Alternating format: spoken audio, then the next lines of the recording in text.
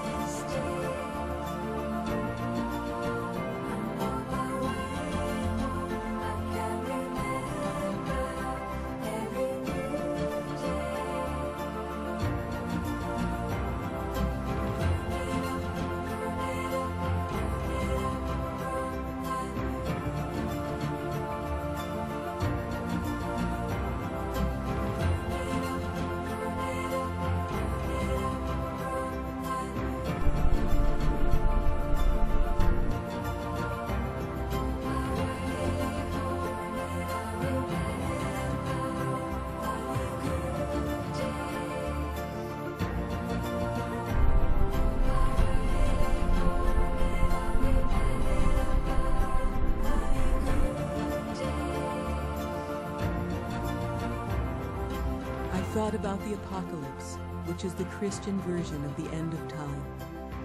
I realized that every person has her or his own independent apocalypse. One day, each and every one of us will face our own end of time. Might this be what the ancients were also telling us about? They were not only describing the end of the world, but also our own personal ending. I think there's going to be more outbreaks of telepathy, for one thing. There will probably be an increase in Earth changes. Well, it's already happening. But I've seen around me an increase in telepathy in my friends and family. We'll be in a new reality. We'll be in a process where we're experiencing, like the beginning to experience the noosphere, the telepathic mind of the Earth. And then there's a cycle of gearing up to the next stabilization. Okay, this will be a very dynamic period between approximately winter solstice of 2012 and then July 26th of 2013. At that point, then we'll get to the new galactic synchronization. Okay. So yes, I think that consciousness focused on 2012 has a kind of sociological effect. And the more consciousness that we can pour into it, the more we're going to get out of it in terms of a transformation. So what is happening in 2012?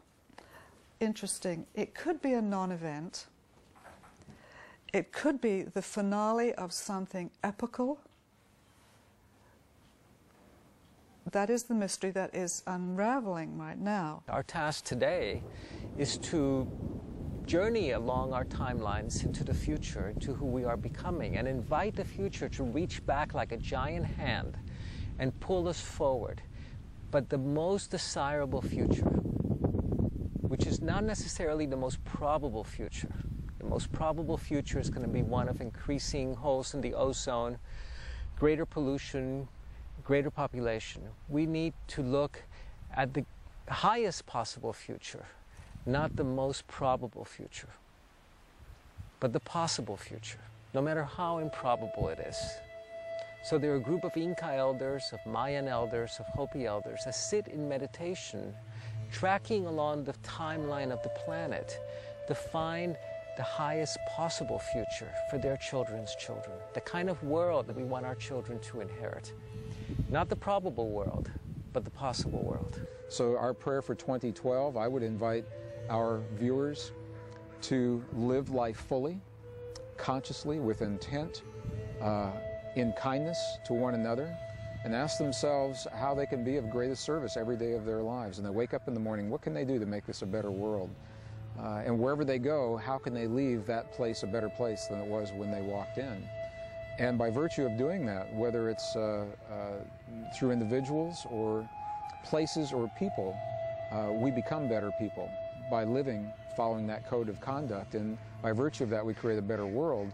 And in that way, I believe we all share the collective prayer that says 2012 is the doorway of opportunity. Bring it on and embrace it.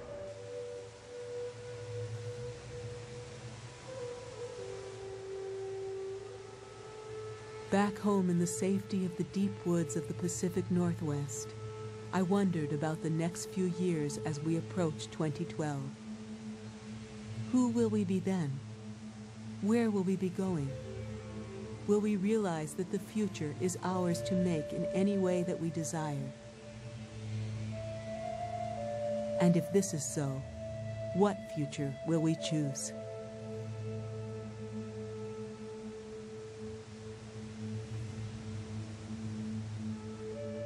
50,000, 100,000, a million years ago, anyway, recently, the crossover into the domain of culture, tool-making, myth-making, dance, poetry, song, story, and that set the stage for the fall into history, the incredibly unusual and self-consuming process that has been going on for the past 15 or 20,000 years, that this is actually happening to the space-time matrix, that time is in fact speeding up, a state of incredible destabilization.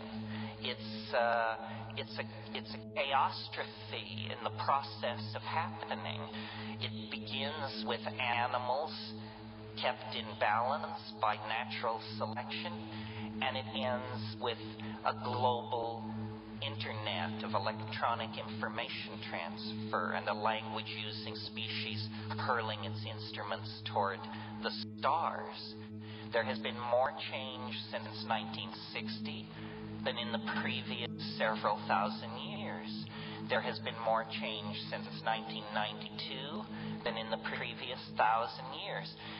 Change is accelerating. Invention, connection, adumbration of ideas, mathematical algorithms, connectivity of people, social systems, this is all accelerating furiously. This is what makes history so interesting. It's a runaway freight train on a dark and stormy night. History then is ending. History is a kind of gestation process. It's a kind of metamorphosis. It's an episode in the life of a species. It's a period of high risk. It's like what a butterfly is doing in a cocoon, or what is happening to a child in the womb. It's a gestation process where one form of life is being changed into another. It's a journey into the presence of the Gaian mind, that the earth is a coherent whole. It is a thinking, feeling, intending being. What we must do, I think, is see our future in the imagination, catalyze the imagination, form symbiotic relationships with the plants, affirm archaic values, and spread the good news that what is out of control, what is in fact dying, is a world that had become too top-heavy with its own hubris, too bent by its own false value systems, and too dehumanized to care about what happened to its own children.